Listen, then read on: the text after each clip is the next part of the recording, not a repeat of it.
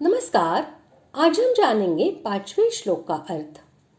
इस प्रकार निर्गुण उपासना और उसके फल का प्रतिपादन करने के पश्चात अब देहाभिमानियों के लिए अव्यक्त गति की प्राप्ति को कठिन बतलाते हैं।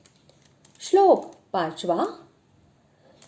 क्लेशोऽधिकतरस्तेषामव्यक्तासक्तचेतसाम् अव्यक्ता हि गतिर्दुःखं देहवद्भिरवाप्यते।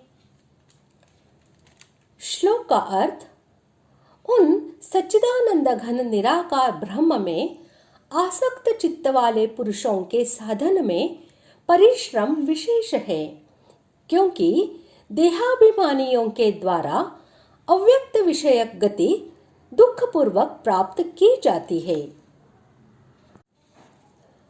पूर्व श्लोकों में जिन निर्गुण उपासकों का वर्णन है, जिनका मन निर्गुण निराकार सच्चिदानंद घन ब्रह्म में ही आसक्त है, उनका वाचक यहाँ तेषाम के सहित अव्यक्ता सक्त चेतसाम पद है।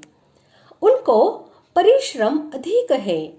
यह कहकर भगवान ने यह भाव दिखलाया है कि निर्गुण ब्रह्म का तत्व बड़ा ही गहन है, जिसकी बुद्धि शुद्ध, स्थिर और सूक्ष्म होती है। जिसका शरीर में अभिमान नहीं होता, वही उसे समझ सकता है। साधारण मनुष्यों की समझ में यह नहीं आता। इसलिए निर्गुण उपासना के साधन के आरंभ काल में परिश्रम अधिक होता है। देहाभिमानियों के द्वारा अव्यक्त विषयक गति दुखपूर्वक प्राप्त की जाती है। इस कथन से भगवान ने पूर्वार्ध में बतलाए हुए परिश्रम का हेतु दिखलाया है। अभिप्राय यह है कि देह में अभिमान रहते निर्गुण ब्रह्म का तत्व समझ में आना बहुत कठिन है। इसलिए जिनका शरीर में अभिमान है, उनको वैसी स्थिति बड़े परिश्रम से प्राप्त होती है।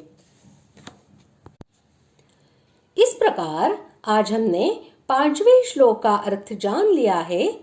अगले भाग में जानते हैं 6वें श्लोक का अर्थ। धन्यवाद।